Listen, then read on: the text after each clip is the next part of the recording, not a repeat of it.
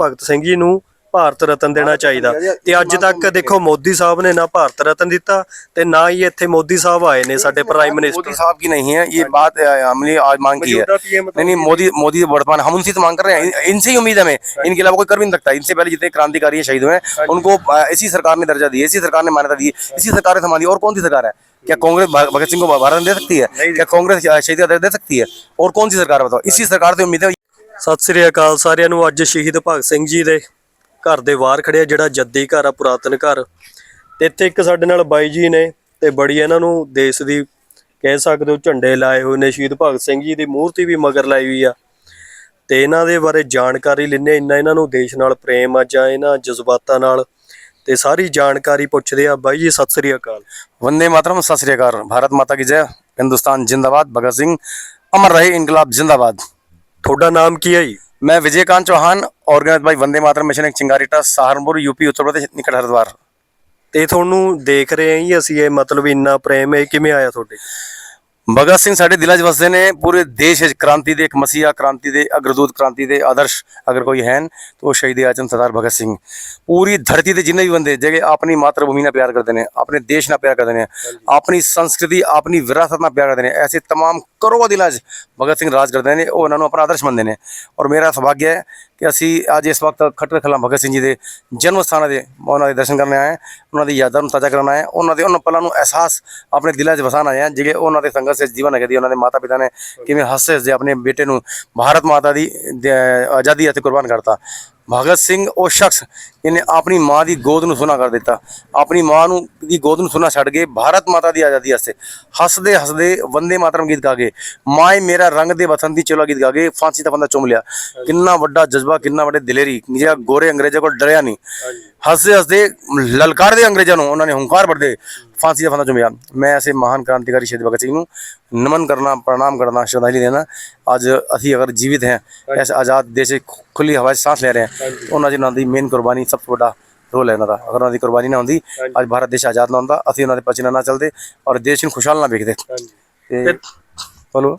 ਤੇ ਤੁਹਾਨੂੰ ਮੈਂ ਇੱਕ ਗੱਲ ਪੁੱਛਣੀ ਚਾਹੁੰਦਾ, ਜਿਵੇਂ ਕਿ ਸ਼ਹੀਦ ਭਗਤ ਸਿੰਘ ਜੀ ਨੇ ਜਦੋਂ ਅਸੈਂਬਲੀ ਬੰਬ ਸਿੱਟਿਆ ਸੀ, ਧਮਾਕਾ ਕੀਤਾ ਸੀ ਕਿ ਜਿਹੜੇ ਵਹਿਰੇ ਅੰਗਰੇਜ਼ ਸੀ ਕੋ ਸੁਣਦੇ ਹੋ ਨਹੀਂ ਸੀ, ਲੋਕਾਂ ਦੇ ਖਿਲਾਫ ਸੀ ਉਹ, ਤਾਂ ਉਹਨਾਂ ਨੂੰ ਜਗਾਉਣ ਲਈ ਇੱਕ ਬੰਬ ਸਿੱਟਿਆ ਸੀ ਆਵਾਜ਼ ਵਾਲਾ।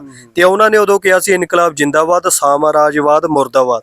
ਅੱਜ ਮੌਜੂਦਾ ਸਮੇਂ ਤੁਸੀਂ ਦੇਖਿਆ ਹੋਣਾ ਸਾਡੇ ਜਿਹੜੇ ਪ੍ਰਧਾਨ ਮੰਤਰੀ ਨੇ ਨਰਿੰਦਰ ਮੋਦੀ, ਉਹ ਅੰਡਾਣੀ ਅਵਾਣੀ ਉਹਨਾਂ ਦਾ ਕਾਫੀ ਵਪਾਰ ਵਧਾ ਰਹੇ ਨੇ ਤੇ ਆਮ ਲੋਕ ਅੱਜ ਮਾਰ ਰਹੇ ਨੇ। ਉਹਨਾਂ ਬਾਰੇ ਦੱਸੋ। मैं नहीं कर रहा हूँ अडानी अबानी का मैटर, अगर वो भारत के लिए काम कर रहे हैं, भारत के टैक्स दे रहे हैं, भारत के अच्छे में योगदान नहीं, रोजगार बढ़ा रहे हैं, बेरोजगार मजदूर लोगों को रोजगार दे रहे हैं, ये कुछ डीप स्टेट के मोहरे हैं और जो पाकिस्तान चाइना के पैसे पलने वाले लोग हैं, वो भारत देश के उन महान जो उद्योगपति उनको बदनाम करने के लिए इस तरह के षड्यंत्र कर रहे हैं।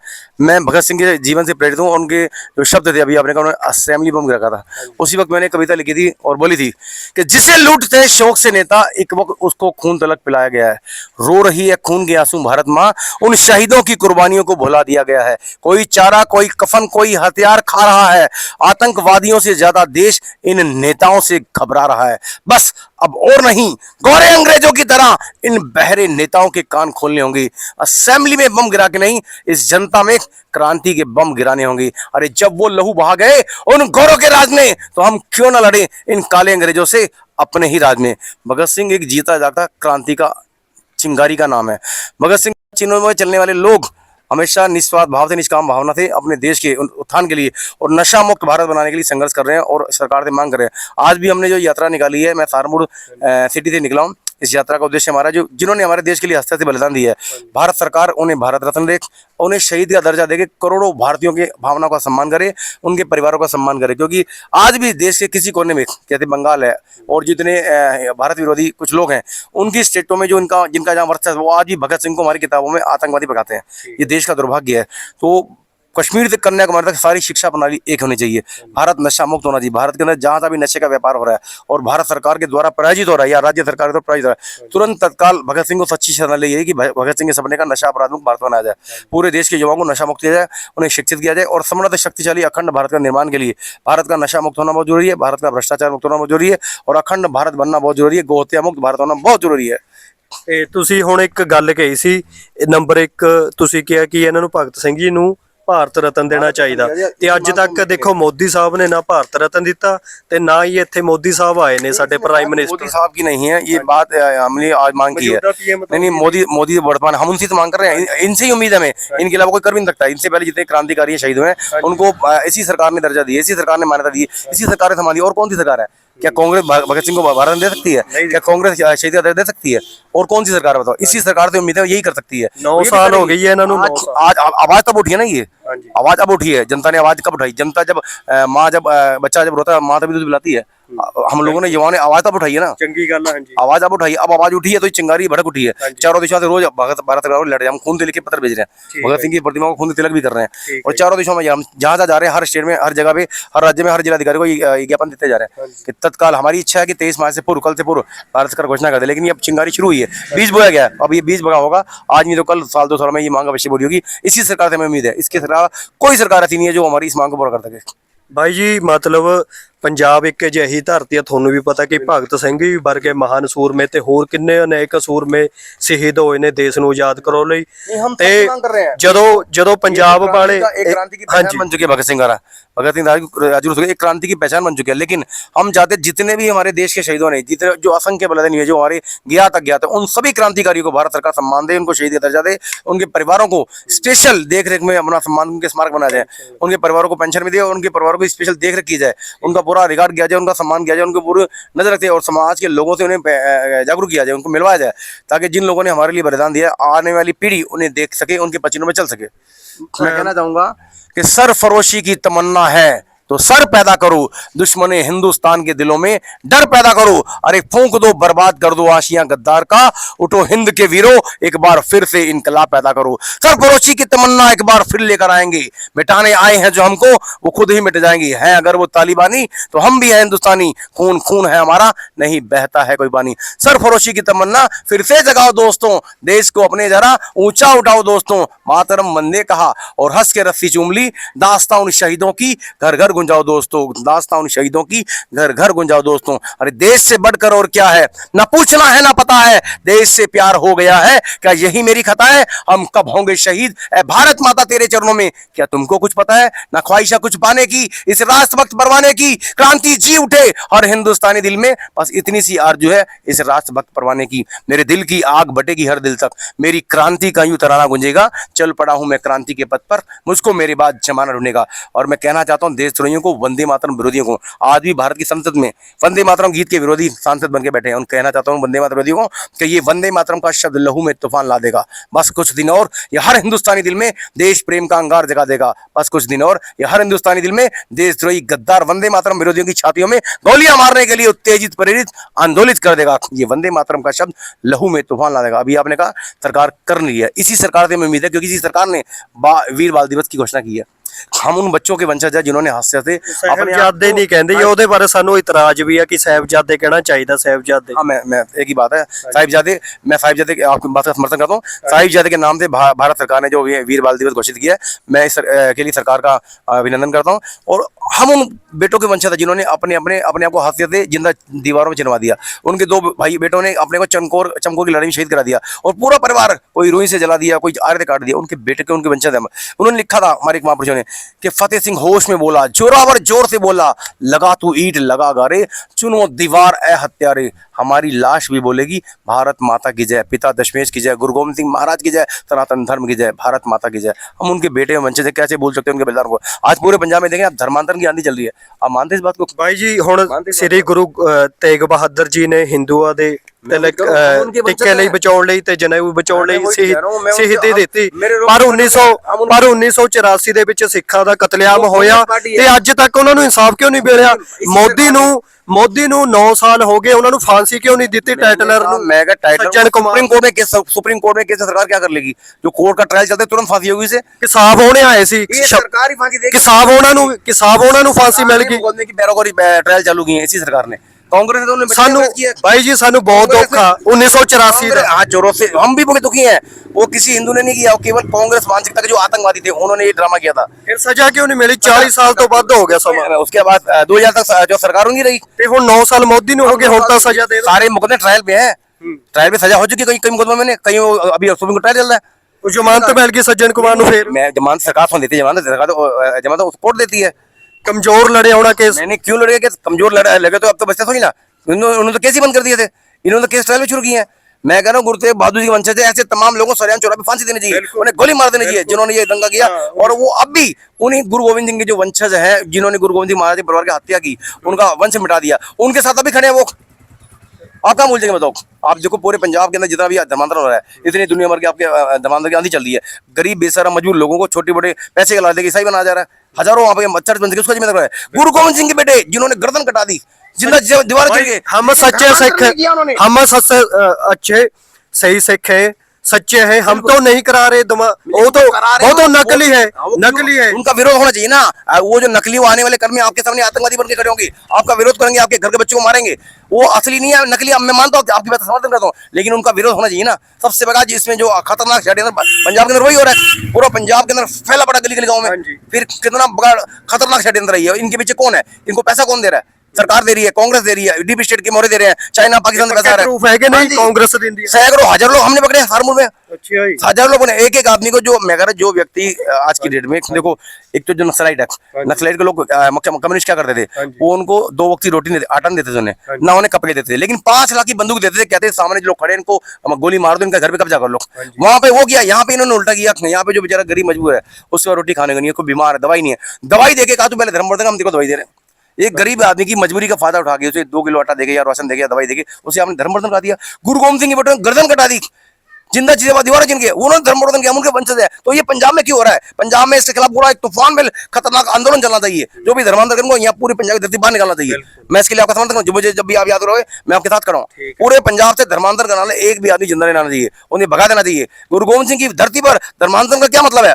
ये पंजाब एक मात्र स्टेट है जो पूरे वर्ल्ड के अंदर सिखों की एक विरासत का, एक शहादत का, एक ऐतिहासिक धरोहर है, स्मारक है, पूरा जबरदस्त लैंड है। और यही अगर कमजोर हो जाएगा, धर्मांतरण की आंधी से चलेगी, तो लोग ईसाई बन जाएंगे। ईसाई बनने का मतलब होता है कि एक आदमी जब देश भी कमजोर हो। हाँ जी, जब एक आदमी ईसाई बनता है या मुस्लिम बनता है तो एक आतंकवादी पैदा होता है।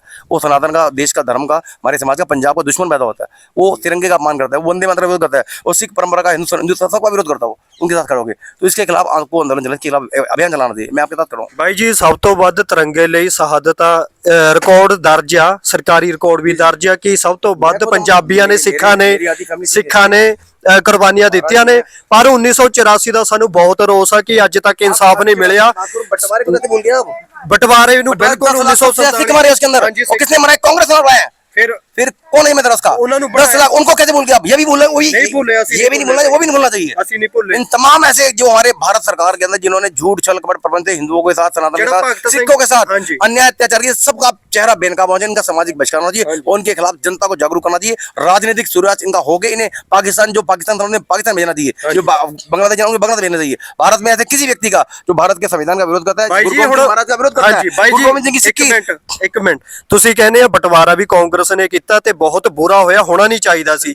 ਅਸੀਂ ਵੀ ਕਹਿੰਦੇ ਆ ਬਹੁਤ ਸਾਡਾ ਨੁਕਸਾਨ ਹੋਇਆ, ਸਾਡੇ ਸਿੱਖ ਮਰੇ ਨੇ। ਪਰ ਜਿਹੜੇ ਭਗਤ ਸਿੰਘ ਜੀ ਦਾ ਤੁਹਾਨੂੰ ਪਤਾ ਫਾਂਸੀ ਮਿਲੀ ਸੀ, ਉੱਥੇ ਉਹ ਨਾ ਜੇਲ੍ਹ ਘਰ ਆ, ਨਾ ਉਹ ਫੰਡਿਆਂ ਦਾ ਘਰ ਆ। ਤੇ ਜਿਹੜਾ ਭਗਤ ਸਿੰਘ ਜੀ ਦਾ ਘਰ ਸੀ ਜਿੱਥੇ ਹੁਣ ਰਹਿੰਦੇ ਸੀ, ਉਹ ਪਾਕਿਸਤਾਨ ਹੁੰਦਾ ਸੀ, ਜਿੱਥੋਂ ਇੱਥੋਂ ਇਹ ਪੁਰਾਤਨ ਘਰ ਆਈ, ਇੱਥੋਂ ਕੇ ਪਾਕਿਸਤਾਨ ਗਏ ਸੀ। ਤੇ ਉਹ ਵੀ ਨਹੀਂ ਹੈਗਾ ਤੇ ਬਹੁਤ ਗਲਤ ਬਟਵਾਰਾ ਹੋਇਆ, ਇਹਦਾ ਸਾਨੂੰ ਬਹੁਤ गुस्सा। बिल्कुल, मैं भारत सरकार ने मांग करना है, जिन्हें भी अपनी ऐतिहासिक धरोहर स्थल ने, चाहे वो भगत सिंह ने, चाहे गुरु नानक जी ने, अन्य जिन्हें भी अपने सिख परंपरा के स्मारक स्थल ने, वो दुनिया के किसी कोने भी जगह ने ननकाना ललकार के साम दाम धन किसी भी कीमत अपने भारत में मिलाना चाहिए, अपने अंडर लेना चाहिए। अपनी विरासत आते अपने महापुरुषों ने अपने प्राण देते ने, लखा करोड़ लोगों ने खून बहाया, अपना खून की नदी बहाया ने।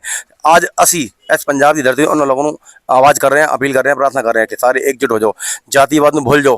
जहर जातिवाद पूरा देश घुल चुका है, सारा जातिवाद जहर पूरे वर्ल्ड, अमेरिका और चाइना पाकिस्तान पैसे देके हिंदुस्तान में फैला रहा है। असी सब तो बड़ा मंत्र लग चलना है, फतेह सिंह हौजला मैं तुहानू कहता है कि सिंह मरना मूल ना डरदे, मुंह मुड़ जांदे तलवारा दे, जदों जुल्म खुदाई कर दे तां सिर लगदे सरदार दे। सिख यानी धर्म रक्षक, यानी अपनी पूरे भारत का रक्षक, सनातन धर्म का रक्षक, सारे समाज का बेसहारा मजलूमां का रक्षक। अज सिख धर्म नूं बड़ी उम्मीद है देश नूं, ठीक है। सिख धर्म दे सच्चे योद्धा ही भारत देश ਨੂੰ ਬਚਾ ਸਕਦੇ ਨੇ, ਭਾਰਤ ਧਰਮ ਨੂੰ, ਸਨਾਤਨ ਧਰਮ ਨੂੰ, ਹਿੰਦੁਸਤਾਨ ਨੂੰ ਬਚਾ ਸਕਦੇ ਨੇ। ਸਿੱਖਾਂ ਨੂੰ ਕਿਹਨਾਂ ਨੇ ਬਚਾਇਆ? ਸਿੱਖਾਂ ਨੂੰ ਤਾਂ 1984 ਚ ਕਿਸੇ ਨੇ ਨਹੀਂ ਬਚਾਇਆ ਤੇ ਸਿੱਖਾਂ ਦੀਆਂ ਔਰਤਾਂ ਦਾ ਬਲਾਤਕਾਰ ਵੀ ਹੋਇਆ। कांग्रेसियों ने मारा है, लेकिन आपने बहुत सारे सैकड़ों, मेरे को सबूत ने, वीडियो ने, फोटो ने, अपने सैकड़ों हिंदुओं ने जिन्हें मारा केवल कांग्रेसियों ने, सिर्फ किसी हिंदू ने नहीं मारा उन्होंने। जगह अपना हिंदू मंदिर सनाते हैं, किसी ने इंसान ने प्यार दिया ਤਾਂ ਹਿੰਦੂ ਹੀ ਸੀ ਜਿਹੜੇ ਵਰਕਰ ਸੀ ਕਾਂਗਰਸ ਦੇ। मैं कह रहा हूं, वो कांग्रेस ब्रेन वॉश होगा ना। अब जैसे बहुत सारे लोग आपके पंजाब में रह रहे हैं, नाम उनका पगड़ी बयान की है वो ईसाई, हाँ जी। क्या कोई सिख ईसाई हो सकता है? नहीं हो सकता। पगड़ीधारी कोई ईसाई बन सकता नहीं है? हो तो फिर ऐसे ही वो कांग्रेस जो मानसिकता थे, नाम के हिंदू थे लेकिन ਚੁਣ ਕੇ ਸਿੱਖ ਮਾਰੇ ਨੇ। हाँ मैं कह रहा हूं, ਜਦੋਂ ਰਾਜੀਵ ਗਾਂਧੀ ਮਾਰਿਆ ਬਾਈ ਜੀ, ਜਦੋਂ ਰਾਜੀਵ ਗਾਂਧੀ ਮਾਰਿਆ ਕਿਸੇ ਨੇ ਕੋਈ ਉਦੋਂ ਕਿਉਂ ਨਹੀਂ ਮਾਰਿਆ ਕਿ ਭਾਈ ਉਹ ਫਲਾਣਾ ਸ਼ਕਲ ਵਾਲਾ ਉਹਨੂੰ ਮਾਰਿਆ ਸੀ? ਸਿੱਖਾਂ ਨੂੰ ਹੀ ਮਾਰਿਆ, ਨਿਰਦੋਸ਼ ਸਿੱਖਾਂ ਨੂੰ। नाथूराम गोडसे ने गांधी को गोली मारी थी उस टाइम, बाकी निर्दोष पंडितों को क्यों मारी थी? 10,000 पंडित मारे महाराज से, नाम पूछ के मारे, घरों निकाल के मारे थी। ना कांग्रेस ने मारी थी उस टाइम भी। ਪੰਡਤਾਂ ਨੂੰ हाँ जी सारे 10,000। हाँ 10,000 पंडित पूरे महाराष्ट्र के आसपास। नथुराम ने गांधी को मारा। हाँ जी हाँ जी अच्छा जी। हाँ जी, सारा रिकॉर्ड है, गूगल सर्च कर लो आप। एवं ही कांग्रेस ने अपने नाम बदल के, अपना आडंबर करके, केवल नाम दे हिंदू है लेकिन अंदरों सारे मुस्लिम परस्त है, ईसाई परस्त है, भारत विरोधी है। इन्होंने जी इंदिरा गांधी है मुस्लिम है, राजीव गांधी मुस्लिम है, राहुल गांधी मुस्लिम है, ਰਾਹੁਲ ਦਾ ਵਿਆਹ ਮੁਸਲਮਾਨ ਨਾਲ। राहुल गांधी का दादा जो है फिरोज खान है, कभी आज तक उनको वेख करिए ने। मैं थोड़ा की नाम है ਹਰਪ੍ਰੀਤ ਸਿੰਘ। ਤੁਸੀਂ ਹਰਪ੍ਰੀਤ ਸਿੰਘ, ਤੁਹਾਨੂੰ ਕੋਈ ਹੈਗਾ ਵੀ ਤੁਹਾਡਾ ਪਿਓਰ ਬਲਾਤਕਾਰੀ ਆਤੰਕਵਾਦੀ ਹੈ, ਦੇਸ਼ ਧਰੋਹੀ ਸ਼ਰਾਬੀ ਹੈ, ਕਿਆ ਤੁਸੀਂ ਆਪਣੇ ਪ੍ਰੋਗਰਾਮ ਗਰਨਾ ਚੌਕ ਚੜਾ ਲੈ ਸਕੋਗੇ? ਐਵੇਂ ਹੀ ਕਾਂਗੋ ਨੇ ਸਾਡੇ ਇਤਿਹਾਸ ਨੇ ਕੀਤਾ, ਜਿਹੜੇ ਆਪਣੇ ਇਤਿਹਾਸ ਦੇ ਮਹਾਂਪੁਰਸ਼ ਹੈਗੇ, ਭਗਤ ਸਿੰਘ, ਰਾਜਗੁਰੂ ਸੁਖਦੇਵ ਚੰਦ ਆਜ਼ਾਦ, ਛਤਰਪਤੀ ਸ਼ਿਵਾਜੀ ਮਹਾਰਾਜ, ਪ੍ਰਤਾਪ ਗੁਰੂ ਨੇ, ਇਹਨਾਂ ਨੂੰ ਆਪਣੀ ਕੀਤਾ ਭਾਈ ਅੱਜ ਵੀ ਆਤੰਕਵਾਦੀ ਬਣਾਇਆ ਜਾ ਰਿਹਾ, ਅੱਜ ਵੀ ਬੰਗਾਲ ਵਿੱਚ ਅੱਜ। ਤੇ ਇਹਨਾਂ ਨੇ ਕਿਉਂ ਕੀਤਾ ਹੈ? और जगह आतंकवादी है, बलात्कारी है, लुटेरे है, एक मिनट, जगह लुटेरे है, औरंगजेब, अलाउद्दीन खिलजी, अकबर है, इन्होंने अपने सैकड़ों हजारों लोग मंदिर तोड़ दिए, करोड़ों लोगों ने मार दिया, खून दी नदी बहा दिया और बलात्कार किए, गावां मार दिया, मंदिर तोड़ दे, उन्होंने अपनी किताब भाई महान दिखाता है। इयो अगर तुहानू पता है कि तुसी महान बताइए गुरु गोबिंद सिंह वंशज हो, जिन्होंने एक तलवार बेलोल खान नूं घोड़े समेत विच चीर दिता ਸੀ, ਉਹਨਾਂ ਦੇ ਵੰਸ਼ਜ ਤੋਂ ਆਪਣੀ ਭੁਜਾਵਾਂ ਫੜ ਗਈਆਂ, ਬਾਲ ਖੜੇ ਹੋਣ ਦੇ, ਉਹਨਾਂ ਦੇ ਬੇਟੇ। ਇਹ ਵੀਰਤਾ ਦੀ ਕਥਾ ਸਾਨੂੰ ਸੁਣਾਈ ਨਹੀਂ ਗਈਆਂ, ਸਾਨੂੰ ਦੂਰ ਕਰਦੀ, ਵੰਚਿਤ ਕਰਦੀਆਂ। ਤੇ ਇਹੀ ਕਾਂਗਰਸ ਨੇ ਸਾਡਾ ਬ੍ਰੇਨ ਵਾਸ਼ ਕਰਤਾ। ਜਿਨ੍ਹਾਂ ਨੇ ਬ੍ਰੇਨ ਵਾਸ਼ ਹੋਇਆ ਉਹਨਾਂ ਨੇ ਇਹੋ ਕਾਂਗਰਸ ਦੀ ਹੈਗੀ ਜਿਨ੍ਹਾਂ ਨੇ ਸਿੱਖਾਂ ਨੂੰ ਮਾਰਿਆ। ਅੱਜ ਪੂਰੇ ਪੰਜਾਬ ਵਿੱਚ ਬ੍ਰੇਨ ਵਾਸ਼ ਹੋ ਰਿਹਾ, ਮੰਨਦੇ ਹੋ ਨਾ? ਸਿੱਖਦਾਰੀ ਈਸਾਈ ਕਿਵੇਂ ਹੋ ਸਕਦਾ ਹੈ? ਇਹ ਤੁਸੀਂ ਗੰਭੀਰਤਾ ਨਾਲ ਸੋਚੋ। ਲੱਖੋਂ ਲੋਕ ਈਸਾਈ ਬਣ ਰਹੇ थे, ਉਹ ਸਾਰੇ ਆਤੰਕਵਾਦੀ ਬਣ ਰਹੇ ਨੇ, समझ गए? वो सारे गुरु गोबिंद के खिलाफ रहेंगे, सनातन के खिलाफ रहेंगे, गौ के खिलाफ रहेंगे, समझ गए? ते इन्हां दे बारे चर्चा होनी चाहिए। आज भगत सिंह का बलिदान दिवस है, मैं इन्हां नमन करना, इन्हां श्रद्धांजलि देना और भारत सरकार पुनः मांग कर रहा है पंजाब की धरती कि भारत सरकार तुरंत एविलम जल्दी से जल्दी भगत सिंह भारत रत्न दे, सारे शहीदों को शहीद का दर्जा दे, उन्होंने परिवार का देख रेख करे, उन्हें स्मारक दे बने और शहीदों की सारी किस्से कहानियां किताब आज बढ़ाया जाए, ताकि आज की युवा पीढ़ी इन्होंने देख के पढ़ लेके इन्होंने देख सके, उन्होंने पचीना चल सके और भारत अखंड बन सके, भारत नशा मुक्त बने, भारत अपराध मुक्त बने, भारत भ्रष्टाचार आतंकवाद मुक्त बने, भारत सशक्त समृद्धशाली बने, ताकि पूरे वर्ल्ड जिवें इजराइल को आजाद कराया, इजराइल पूरी दुनिया सिर मोरे, मात्र 90 लाख यहूदी है ने पूरे 57 देशों राज कर रहे। एवं भारत के तमाम युवाओं को इन्हां दी टेक्नोलॉजी, इन्हां दा पुराना इतिहास इन्हां नूं पकाया जाए, क्योंकि वो इजराइल कहते हैं हमें भारत ने बचाया, हमारा आदर्श भारत है, महान पता हमारा वंशज है, असीं अपने इतिहास को भुल चुके हैं, सानूं साडे देश साडा इतिहास नहीं पढ़ाया जा रहा, वो साडे इतिहास में बढ़ गए कट्टर बन गए, उन्होंने 90 लाख ने 57 देशों में रख रखा। तो सानूं भी उन्होंने कुछ सीखना चाहिए, असीं अपनी विरासत को याद करिए, अपने देश में याद करिए, सबसे रिश्ता, सबसे नाता, सबसे ऊपर भारत माता, वो जात पात से तोड़ेंगे, हम वंदे माता में जोड़ेंगे। इस तरह हम वतन को बचाने निकलेंगे, अपनी हस्ती को हम मिटाने निकलेंगे। जब भी होगा जुल्म भारत माता पर, तो कसम हिंदुस्तान की, हम अपना लहू बहाने निकलेंगे। ਤੁਸੀਂ ਲਾਲ ਕਿਲੇ ਤੇ ਲਾਲ ਚੌਂਕ ਉੱਥੇ ਜੰਮੂ ਕਸ਼ਮੀਰ ਵੀ ਤਿਰੰਗਾ ਫਰਾਇਆ, ਪਹਿਲਾਂ ਤੁਸੀਂ ਉਹ ਫਲਾਇਆ ਸੀ? नहीं मेरे तो पहले तो मैं तो 2011 गया थी, 2011 कोई नहीं जा पाए थे, बाइक से गया थी, बाइक मेरी रवि नदी डूब गई थी और अनुराग ठाकुर, सुषमा स्वराज, अरुण जेटली उन्होंने सामने रवि नदी उन्होंने सैल्यूट किया थी कि बच्चे को सैल्यूट करते हैं। बाइक मेरी फंसी तो परिंदा पर नहीं मारता थी, अभी पहाड़ी रास्ते से निकल गया, पता नहीं निकल गया, तो बहुत अच्छी थी। तो वापसी आते लाल चौधरी विधायक जिन्हें ऐलान किया कि तिरंगा लगाएगा, उनकी धुनाई हुई थी और लाइव टेलीकास्ट पूरी टीवी देखा। वो बाइक मेरी आज भी ऐसे में मेरी बाइक कश्मीर की पक्का ढाका बंद हुई है, ਓਕੇ सारे बंद ਤੇ ਵਧੀਆ ਗੱਲਬਾਤ ਤੁਸੀਂ ਦੱਸੀ, ਚੰਗਿਆ ਲੱਗਿਆ। ਤੇ ਇਹ ਬਸ ਸਾਨੂੰ ਇੱਕ ਤਾਂ ਸਿੱਖਾਂ ਨੂੰ 1984 ਦਾ ਬਹੁਤ ਦੁੱਖ ਆ ਕਿ ਉਹਨਾਂ ਨੂੰ ਅੱਜ ਤੱਕ ਇਨਸਾਫ ਨਹੀਂ ਮਿਲਿਆ। ਨੰਬਰ 2 ਜਿਹੜੇ ਮੋਦੀ ਦੀ ਆਪਾਂ ਗੱਲ ਕਰਦੇ ਸੀ, ਇਕੱਲਾ ਅਡਾਣੀਆਂ ਨੂੰ ਅੰਬਾਨੀਆਂ ਨੂੰ ਹੀ ਫਾਇਦਾ ਦਿੰਦਾ, ਬਾਕੀਆਂ ਨੂੰ क्यों नहीं दे रहे? मोदी सबको फायदा दे रहा है, ऐसी कोई बात नहीं, कोई भेदभाव नहीं था, केवल नहीं आपको गलत गरीब हो जाते आम जनता कोई गरीब नहीं हो रही जनता। आप देखो 2009 से पहले क्या स्थिति, आज क्या पूरे भारत के तमाम हाईवे बन गए, देखिए हाईवे देखिए अपने सिलेंडर को। अभी ना युद्ध काल में भारत में दिक्कत आ रही है, पूरे वर्ल्ड में समस्या आई है। अभी युद्ध काल में आपको सिलेंडर मिल रहा है, आपको आराम से खाने में मिल रहा है, आप आराम से जीरो। पूरे युद्ध में लोग दिवाली मना रहे हैं, हम होली मना रहे हैं यहाँ पे। ਇਸੇ ਮੋਦੀ ਸਾਹਿਬ ਨੂੰ ਇਹ ਅਪੀਲ ਕਰੋ ਕਿ ਮੋਦੀ ਸਾਹਿਬ ਇੱਕ ਤਾਂ ਭਾਰਤ ਰਤਨ ਦੋ, ਇੱਥੇ ਆ ਕੇ ਤੇ ਇੱਕ ਸਿੱਖਾਂ ਨੂੰ 1984 ਦਾ ਬਹੁਤ ਛੇਤੀ मैं इसके लिए भी अलग से गया, मैं इसके लिए स्पेशल दिल्ली जाऊंगा। दिल्ली स्पेशल कोशिश रहेगी मेरी संसद कार्यालय में, मैं संसद कार्यालय में जाके अपने बाई हैंड अपने हाथ से ज्ञापन दे के आऊंगा। जल्दी आपको ये सूचना, मैं आपका नंबर ले रहा हूँ, आपको व्हाट्सअप करूंगा, ठीक है? धन्यवाद जी। नहीं है, ये सारे देश के लिए काम कर रहे हैं, ये देश की धरोहर है। अभी टाटा बिरला जी देश की धरोहर कर रहे हैं और बहुत सारे ऐसे उद्योगपति अगर नहीं होंगे तो ये भारत सरकार उनको सम्मान देगी, तो भारत देश कंगाल हो जाएगा, जैसे ममता बनर्जी कंगाल होगी बंगाल। किसानों नहीं, किसानों के कर्जे माफ नहीं हुए आज तक भाई जी। नहीं, हमारे यहाँ सब कर्जे माफ है, सैकड़ों का कर्जे माफ हुए, कौन कहता नहीं? आपको थोड़ी जानकारी है, कर्जे माफ हो रहे हैं लेकिन दोबारा फिर कर्जे लिस्ट दे दूंगा ही, किसान सुसाइड कर रहे हैं। सारे प्रवर्तन कर्जे माफ हो रहे हैं, दोबारा फिर कर्जे लिए जा रहे हैं। पहले जैसे पिछला कर्जा माफ हो गया, दोबारा फिर कर्जे लिए जा रहे हैं। सरकार हर तरह से उन्हें सब्सिडी भी दे रही है और जितना फसल का अनुदान इसमें मिल रहा है इतना कभी किसी ने मिला। और वो हर किसान का पैसा समय से मिल रहा है, गन्ने का भी फसल का भी। हमारे लाइन लगी बड़ी बुरी, कोई दिक्कत नहीं है। केवल डीप स्टेट के मोरे फर्जी मनगढ़ंत बातें बढ़ा चला के लोगों को पेश करके लोगों को गुमराह कर रहे हैं। फर्जी मतलब छल कपट कर रहे हैं ताकि सरकार पंजाब च सुसाइड कर रहे हैं किसान, जेड़ा कर्ज है। पंजाब सरकार आपकी डिमांड कर रहे हैं, जब सरकार लोकल आपकी पंजाब की सरकार से कोई तालमेल नहीं बनाती, वहाँ की सरकारी स्कीमें यहाँ लागू नहीं होने दे रही। आयुष्मान योजना केंद्र सरकार मतलब फसलों पे एमएसपी वध नहीं दे रही। यहाँ की सरकार सहयोग लेना चाह रही तो क्या होगा? जब इंजन की सरकार होगी तो आप यहाँ पे एक बार मोदी जी सरकार लाके देखो। इधर पंजाब च मुश्किल आई नहीं क्यों नहीं हो सकता? आप चाहोगे, आप चाहो तो हो सकता, क्यों नहीं हो सकता? पंजाब च मुश्किल आई, पंजाब दी जेड़ी खाना है लेकिन दिया जलाना का खाना है। तुसी बीजेपी तो नहीं, बीजेपी नहीं, मेरे पास कोई पार्टी नहीं है। सपोर्ट वो करदे हो नहीं, हम राष्ट्रवादी हैं। हम जो देश के लिए बीजेपी दी बहुत सपोर्ट कर। बीजेपी की बात नहीं है, हम केवल राष्ट्रवादी हैं जो देश के लिए काम करते हैं, धर्म के लिए काम करते हैं। वो 24 घंटे एक ऐसा प्राइम मिनिस्टर पूरी दुनिया में कौन सा है मुझे, जिसका ना आगे ना पीछे, ना कोई रोने वाला ना पीने वाला। चंगी गल, हां जी बढ़िया गल है। अब्दुल कलाम 24 घंटे हर सेकंड हर मिनट देश के लिए कमा रहे हैं। एक मिनट देश के लिए, विदेश में भी जाता है। पहले हजारों पत्रकार की फौज उनके साथ जाती थी, अरबों खरबों देश का बर्बाद होता है, पता है आपको? जब पहले मनमोहन सिंह जी जाते थे, उनके साथ सैकड़ों पत्रकार जो थे सारे भारत विरोधी थे। वो मौज मस्ती ऐसी सारी दारूबाजी करते थे वहाँ पे। वो अकेले कोई पत्रकार केवल दूरदर्शन के खिलाफ कोई नहीं जा सकता उनके। ऐसे हजारों भारत देश के अंदर जो हजारों फर्जी राशन कार्ड थे वो सारे गायब हो गए, आधार कार्ड भी थे। हजारों लाखों पेंशन होल्डर थे जो मदरसे के थे, वो सारे गायब हो गए। वो सारा पैसा जो आप देखो, मैं अभी 15 साल बता रहा था, चारों देख के मजा आ गया मुझे। सारे हाईवे पूरे कश्मीर तक करने वाले। मैं अभी गया था इलाहाबाद तक, सारा फार्मोदी नॉन स्टॉप हाईवे 4 लेन। बढ़िया गल होना चाहिए ही, तरक्की होनी चाहिए मुल्क दी। पहले क्यों नहीं किया उन्होंने? हमारा 500 साल राम घोटाले भी पहले होंगे थे, मैंने पता है। पहले कोई काम नहीं होते थे। मैं हम 100 किलोमीटर था, हमारे धूल होते थे, हमारी सड़कें टूटी फूटी, सारी नेता खाते थे, कांग्रेस खाते थे सारे। अब ये पूरे रात पूरे कश्मीर तक करने वाला पूरा धुआंधार ऐसे फ्लाईओवर बन गया, हर तरह की सड़कें बन गई। आप आराम से बेखौफ बजाते हो, कोई छलकपट नहीं। हमारे यहाँ पूरा राम राज्य यूपी के अंदर, हालांकि इतनी हिम्मत नहीं, कोई गाय काट दे, कोई कुछ कर दे, पूरे मजे ले रहे हैं। यूपी के अंदर जैसे योगी सरकार है, ऐसे योगी मॉडल लाओ ना पंजाब में। कोई गाय काट के था, आपके सारे पंजाब से गाय काटने के लिए वहां जा रही है। आपके ईसाई धर्मांतर की आंधी चला रहे हैं आपकी सरकार में। आप कह रहे सरकार बढ़िया, तुसी गायों का, हाँ जी, गाय कटने की भाई जी, गाय कटने की पंजाब में नहीं, आपके यूपी या और भी 500 से ज्यादा है। बीजेपी के बड़े बड़े मिनिस्टर के नाम आ रहे हैं। हम रोज गाय पकड़ रहे हैं, आपकी पंजाब के बॉर्डर से रोज गाय सैकड़ों कर जाती है यहाँ से। गौ मांस जा रहे हैं मुसलमान देशों में, आपके यहाँ से जिंदा गाय जा रही है यहाँ से पंजाब से कटने के लिए। यूपी से गाय नहीं जा रही किसी को। आप प्रूफ देना।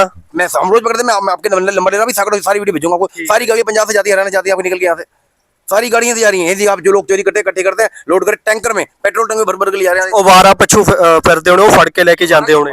गाय तो कट रहे हैं, क्यों ले जा रहे हैं? वो यार हमारे लोग दे रहे हैं, आपके लापरवाही करते तो सरकार लापरवाही करे। सरकार तो यहाँ कोई अनुदान नहीं। अभी पीछे कोयला मिल गया हमें पंजाब में कुराली के अंदर 600 गोवंश देसी के, एक भी पैसा की मदद सरकार की तरफ नहीं आपकी। हमारे पर डे पर गाय को 50 रुपए मिल रहे हैं, और कोई सरकारी अभी कल ही 5 एनकाउंटर हुए वहाँ पे कसाईयों के सरमुर के अंदर। ठीक है भाई जी, ਤੁਹਾਨੂੰ ਪਤਾ ਹੋਣਾ ਜਿਹੜਾ ਪੰਜਾਬ ਸੂਬਾ ਇਹ ਜੋ ਗਾਇਆਂ ਨੂੰ ਅੱਗੇ ਕਾਟਦੇ ਸੀ, ਤਾਂ ਜਿਹੜੇ ਪੰਜਾਬ ਦੇ ਸੂਰਮੇ ਹੁੰਦੇ ਸੀ ਤਾਂ ਉਹ ਗਾਇਆਂ ਨੂੰ ਛਡਾਉਂਦੇ ਹੁੰਦੇ ਸੀ, ਰੱਖਿਅਕ ਹੁੰਦੇ ਸੀ ਪੰਜਾਬ ਵਾਲੇ।